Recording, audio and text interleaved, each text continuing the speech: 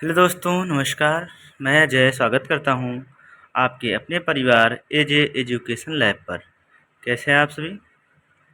I hope कि आप सभी अच्छे होंगे। आप सभी के सामने आज हमारे डीएलएड की हिंदी की क्लास चलेगी और इसमें हम बहुविकल्पी प्रश्नों को देखेंगे, जो कि 5 नंबर बहुविकल्पी प्रश्न रहते हैं। 5 प्रश्न के 5 प्रश्न होते हैं, 5 अंक के होते हैं। तो चलिए इन प्रश्नों को शुरू करते हैं। ये 2016 का प्रथम सेमेस्टर है, ठीक है। तो चलिए करते हैं शुरू इन प्रश्नों को, ठीक है। तो बने रहेंगे आप सभी। तो आइए चलते हैं, लेते हैं सेशन का पहला क्वेश्चन। और क्वेश्चन है श श श ह।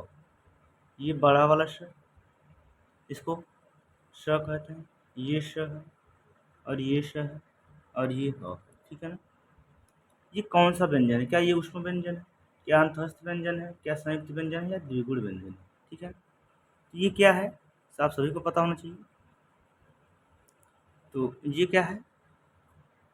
ये चारों ऊष्म व्यंजन है। क्या है? ये ऊष्म व्यंजन है, ठीक है। क्योंकि अंतःस्थ व्यंजन क्या होते हैं, देखिए अंतःस्थ व्यंजन भी देख लेते हैं। चलिए, तो इस प्रश्न का जो सही विकल्प होगा पहला विकल्प हो जाएगा। और जो अंतःस्थ व्यंजन होते हैं य, र, ल, व, ये अंतःस्थ व्यंजन हो जाएंगे। 4 अंतःस्थ व्यंजन होते हैं। फिर होता है संयुक्त व्यंजन। चलिए, अब संयुक्त व्यंजन क्या होते हैं, लिखिए। अब संयुक्त व्यंजन भी 4 होते हैं। श, श, त्र, ज्ञ,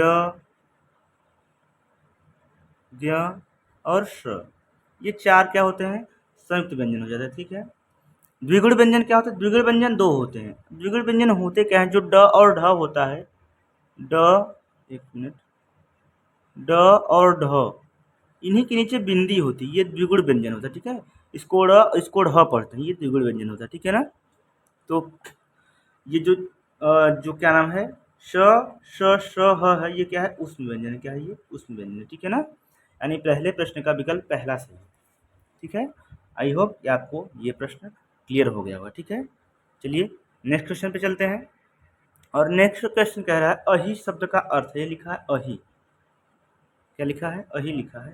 चलिए, लिखा है अहि। अब अहि शब्द का अर्थ क्या होगा, ध्यान से देखेंगे आप कि अहि शब्द का क्या अर्थ होगा। अ ही, देखिए जो अहि शब्द है इसका अर्थ होता है सर्प, सांप, ठीक है ना। तो दूसरे का भी पहला विकल्प सही हो जाएगा। तो चलिए चलते हैं तीसरे क्वेश्चन पे। तीसरा क्वेश्चन है स्थावर। स्थावर का विलोम, देखिए बहुत बार पूछा जाता है स्थावर का विलोम, कई एग्जाम से पूछा जाता है। तो इस स्थावर का जो विलोम शब्द क्या होता है? जंगम होता है। क्या होता है? जंगम होता है, ठीक है। चलिए चौथे प्रश्न में चलते हैं। चौथा प्रश्न है निम्नलिखित में से शुद्ध शब्द क्या है? कुमुदनी, कुमुदिनी, कुमुदनी या कुमुदिनी। तो बताएंगे इस प्रश्न का सही विकल्प क्या होगा।